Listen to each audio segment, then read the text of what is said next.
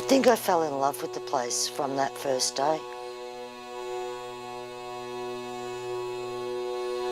It's an opportunity for us to manage and interpret the ongoing story of our nation.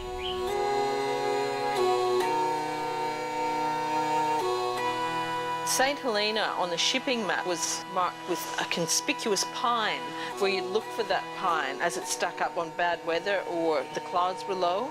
You could almost always see St Helena, and that was something you would aim for when you were trying to get home.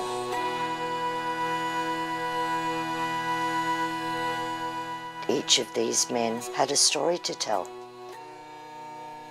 There's crimes of passion, crimes of religion. There's doctors, there's solicitors, there's politicians, every walk of life.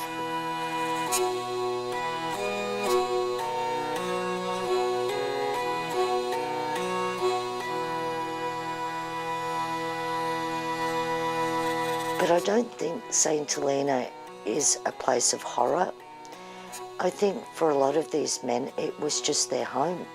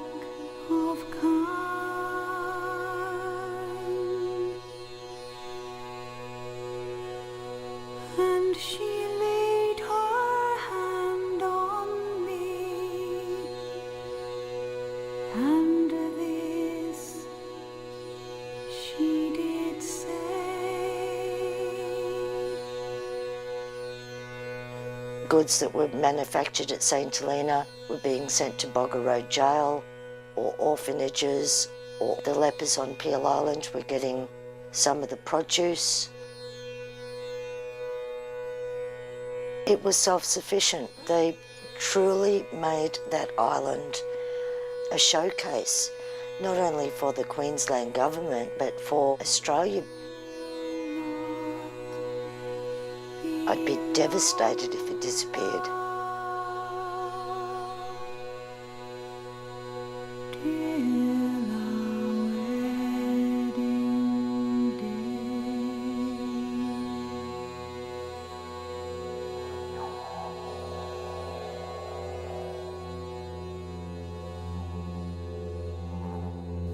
Myths tell of how the name St Helena was given to the island when a Quandamooka man with the nickname of Napoleon was banished there as a temporary punishment for theft.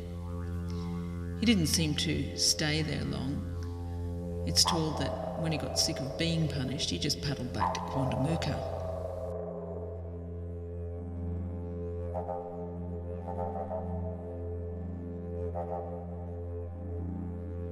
Later on, during the 1860s, it's told, a demand for dugong oil as a medicinal cure-all generated a small industry there. During that time, local white racketeers captured some of the women and children of local indigenous peoples in order to make their menfolk hunt for the dugongs whose patterns of eating the seagrass beds they knew so well.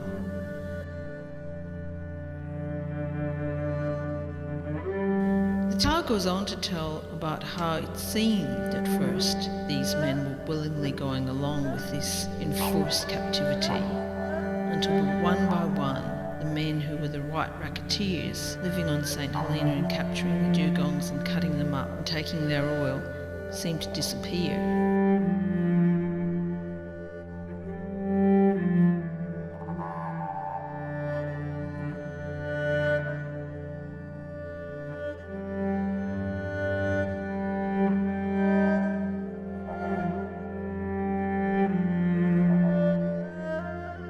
although, like all parts of the history, it's shrouded in myth and conjecture.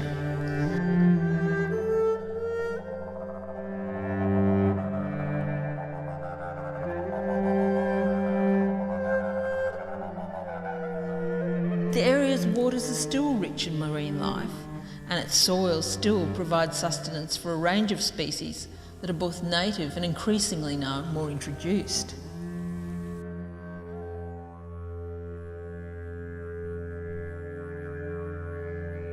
In 1867, the St Helena Penal Establishment was created as a high security prison.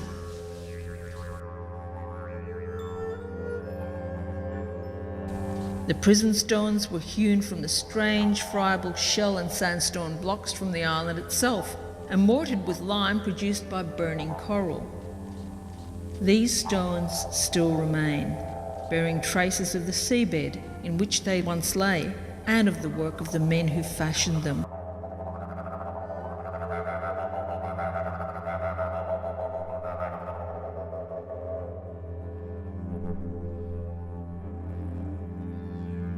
What we wanted for this installation performance event was that the people who came across to the island actually felt involved in the whole performance themselves.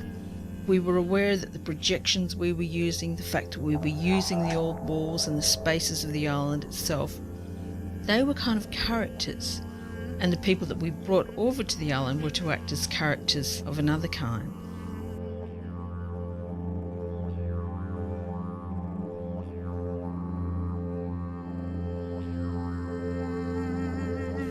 When the people come off the boat, they walk along a long pier and the sun is setting.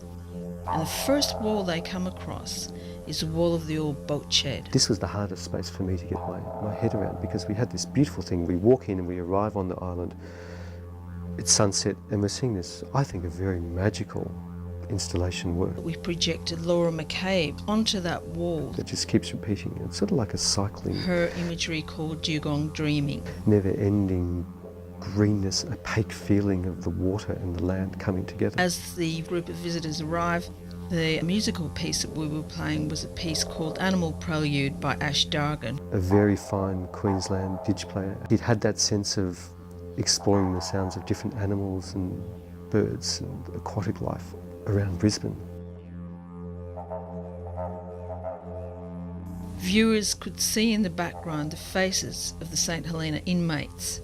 And Tony and Donna Hamilton had gone into the archives of the inmates of St Helena and taken photographs of those old photographs that recorded who those inmates were, how tall they were, what they'd been jailed for, and how long they stayed there.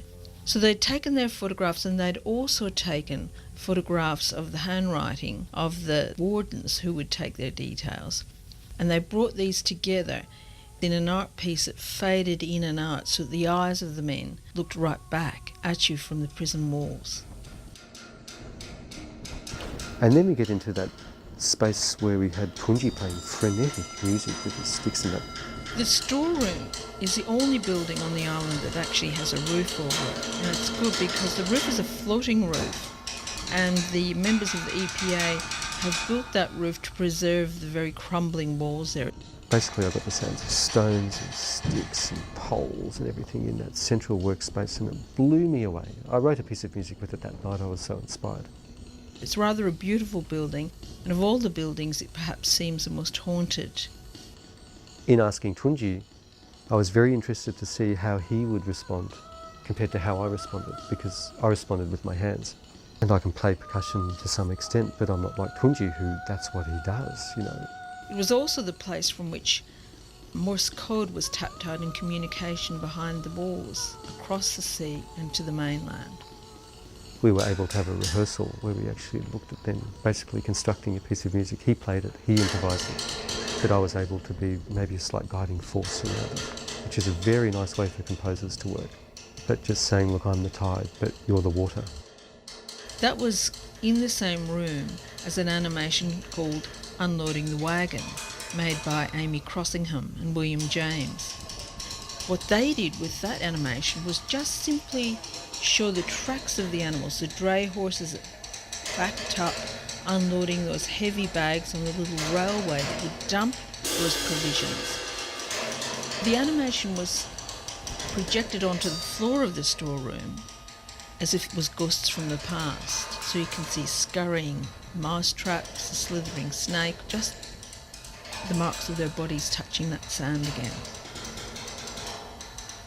One of the other projections in that room on that night were animations by Danica Catchpole and Xuning Tang, and their animation was called Prisoners Labouring and Tools of the Trade, and they captured again just the shadows of the prisoners from the past. So in none of the animations that we made were there actually depictions of what they were there. They were just traces of what had gone on there beforehand. And certainly that room, I guess, was filled with that presence of men's labour. But then other spaces had, people literally finding the pieces of music in there. That's how Nick and Julian worked. They basically went into the places and improvised and wrote pieces together over an afternoon. That's a great way to work. After the viewers left the storeroom and then walked up, they walk up slightly towards the eastern end of the island. On that rise, the Chief Warder's kitchen still stands. And that kitchen art house was a place that at one time employed the services of Chinese workers. Then I started to talk to one of my colleagues, Nicholas Ng, who's the research fellow in Chinese music. Chinese and South Sea Island workers in colonial Queensland were often treated with a fair degree of prejudice. He plays all these weird Chinese instruments. They're not really that weird, but, they're weird compared to cellos. In that very beautiful kitchen, there was a long and almost elegiac performance. Then Nick had a friend called Julian who was up working on a commission of his, who's also a Chinese musician who plays traditional Chinese flutes, as well as the cello, as well as being actually a modern dancer. And they actually had built up to that dance performance. We're sparking off each other. From having lived 2 nights before that in that kitchen and trying to absorb the kinds of feelings that their forebears might have felt working in that place. Someone with, the sense of being able to physically embody a reaction to the space as well as play it. And they too felt that the island was, it was a place of sadness. There was also things to be respectful of and things to be celebrated about those spaces. Now, one of the most interesting things that happened on that night was around the well. Now, there are several wells on the island, but this one particular well is up on the high area behind the major walls. And that well, it is said, goes right down into the bowels of the island and across Moreton Bay, running under the bay itself. And it actually comes through the aquifers in Helena. And when you sing down into that well, it's almost like singing into the belly of the island itself. And that's actually what Kim Cunio did. And he gathered all the people together around him. And he didn't have to do much effort to bring them together, because on that night, it was a time when people had to work hard because it was such a time of stress. And everyone just saw, as good people do, geez, we've got a job to do, we'll just do the job. Because we've been put to such physical stress. I could feel the groans from deep inside people's solar plexuses. And then all the men, it was men, stood around that well and sung down into it. And the result was incredibly haunting. Fascinating.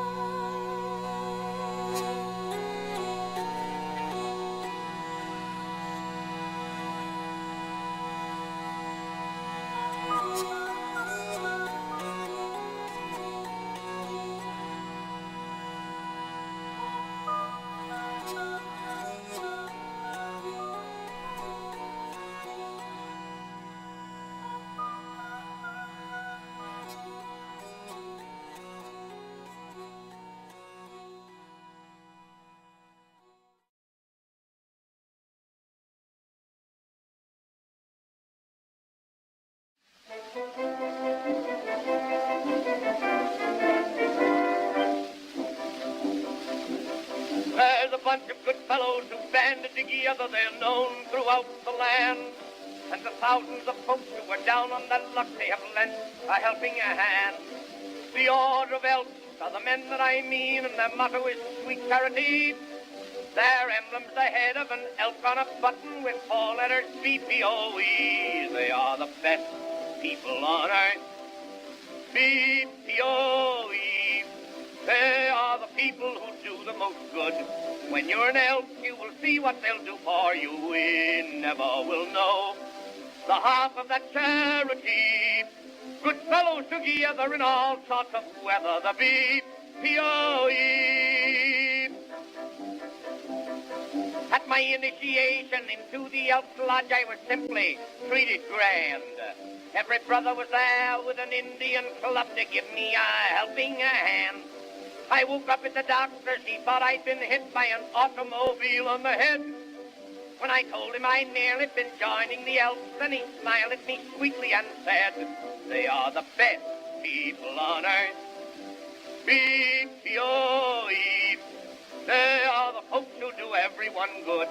Now you're an elk, you can see what they do to you. They've broken your arm. They've fractured your ribs and knees. I'll be busy with you till new members go through in the B-P-O-E.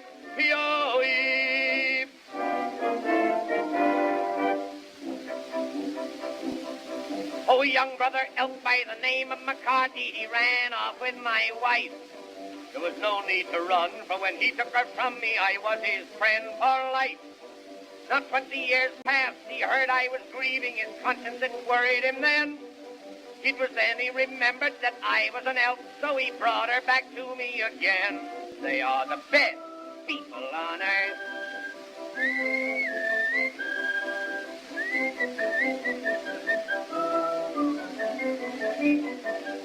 My mother-in-law came back to my wife to me. Now McCarthy's our border, he's one of the Order of B-P-O-E.